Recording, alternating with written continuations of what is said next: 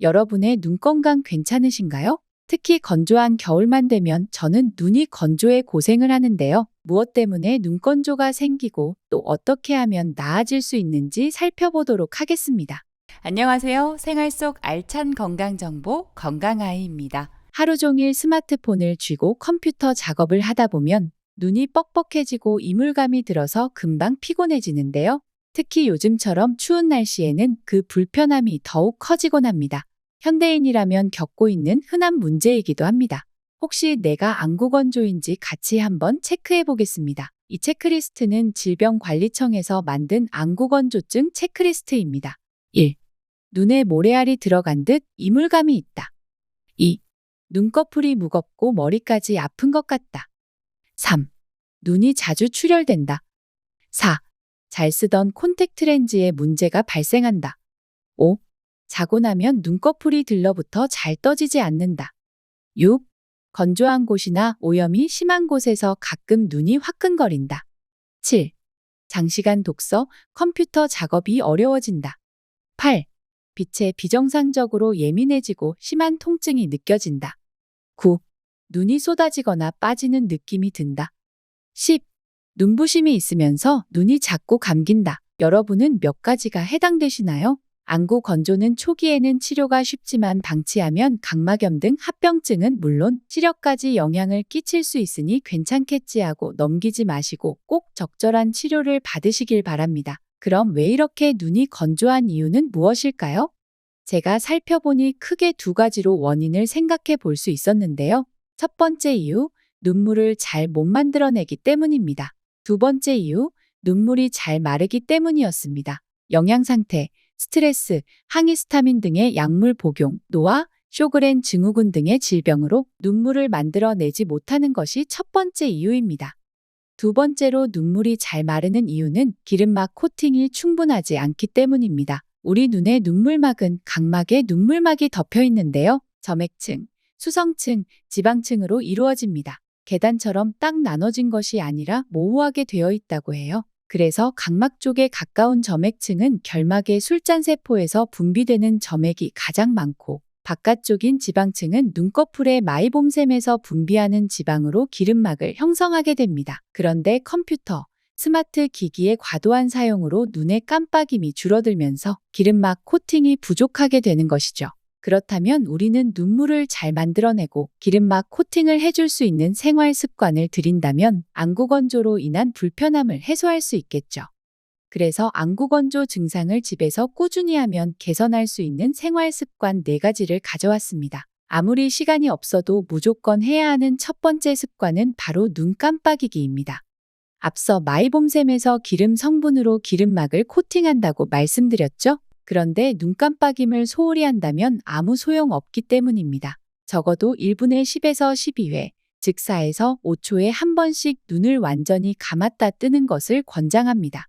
그런데 업무에 집중하다 보면 이 또한 쉽지 않습니다. 그러니 의식적으로라도 50분 작업 후 10분쯤은 먼 곳을 주시하고 눈을 감아서 눈의 피로를 풀어주는 것이 중요합니다.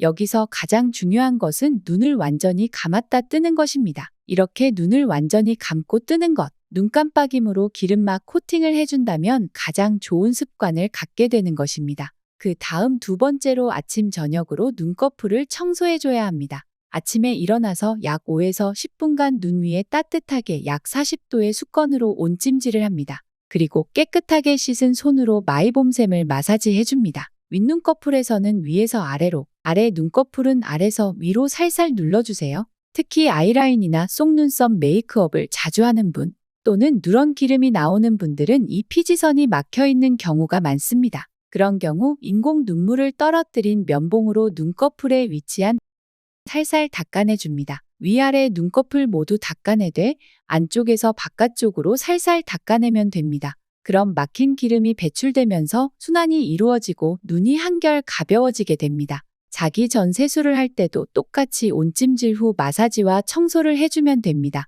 피부 미용에도 클렌징이 중요한 것처럼 우리 눈꺼풀의 클렌징을 신경 써주세요. 세 번째로 중요한 것은 습도를 유지하는 것입니다. 실내 습도는 60%가 적절합니다. 히터 바람을 직접적으로 쐬는 것은 안구 건강뿐 아니라 피부 건강에도 좋지 않으니 피해주세요. 또 헤어드라이기 사용에도 주의해야겠죠. 외부적으로 습도를 유지했다면 인공 눈물을 자주 보충해 내부의 습도를 유지하는 것이 중요합니다. 인공 눈물은 윤활 작용을 돕고 염증성 물질을 희석하기 때문에 눈 보호에 중요한 습관입니다. 인공 눈물 제품을 고르는 팁도 드릴게요. 인공 눈물 제품을 고를 때에는 무방부제를 고르시면 됩니다. 여기서 칼륨과 중탄산염의 전해질을 포함한 제품이라면 더 좋습니다. 또 자연적으로 발생하는 점탄성 물질인 히알루론산을 포함하는 인공 눈물이라면 생리식염수나 기타 점성 물질에 비해 안구의 건조를 더욱 뚜렷하게 개선할 수 있다고 합니다. 다만 높은 점도의 인공 눈물은 일시적으로 시야가 흐려 보일 수 있는 단점이 있으니 반드시 의사 또는 약사와 상의해서 사용하시길 바랍니다. 추가로 낱개로 개별 포장된 것이라면 위생적으로도 훨씬 도움이 된다는 사실도 기억해 주세요. 네 번째로 중요한 것은 필수 지방산의 섭취입니다. 충분한 수분 섭취는 기본이겠지만 오메가3 지방산을 섭취하면 도움이 된다는 연구가 있습니다. 실제로 식품의약품안전처에서도 오메가3는 건조한 눈을 개선하여 눈 건강에 도움을 줄 수 있다고 안내하고 있으니 챙겨서 드셔보시길 권합니다. 영양제가 어렵게 느껴진다면 평소 식단에 연어, 참치, 고등어, 정어리 등 오메가3가 풍부한 생선을 주 1에서 2회 섭취하는 것도 도움이 됩니다. 이외에도 아마씨, 치아씨, 호두, 아보카도도 쉽게 구할 수 있는 식품이니 식단에 넣어보면 오메가3 지방산 섭취에 도움이 됩니다. 또 점막 건강은 물론 시력과도 관련이 깊은 비타민 A도 빼놓을 수 없는데요. 영양제도 물론 도움이 되겠지만 평소 식사에도 건강을 챙길 수 있도록 식재료를 추천해 드릴게요. 카로틴이 함유된 당근, 칼륨이 풍부한 바나나, 블루베리, 케일을 넣고 스무디를 만들어 간식으로 비타민 A를 공급해주면 우리 눈은 좀 더 촉촉해질 수 있습니다. 이렇게 생활 속에서 안구가 건조할 때 실천해 볼 수 있는 4가지 방법을 알려드렸습니다. 하지만 앞서 말씀드렸듯 안구 건조는 초기 치료가 중요합니다. 반드시 병원을 방문해 적절한 치료를 받으시길 바랍니다. 그러면서 제가 알려드린 생활 습관으로 촉촉하게 반짝이는 눈으로 관리하셨으면 좋겠습니다. 안구 건조에 좋았다 하는 생활 팁이나 나는 이렇게 이겨냈다 하는 경험을 댓글로 남겨주세요. 저도 많은 분들의 이야기가 궁금해집니다. 여러분의 좋아요와 구독이 저를 100만 유튜버로 만들어 주실 거라 믿습니다. 이상 100만 유튜버를 꿈꾸는 건강아이였습니다. 감사합니다.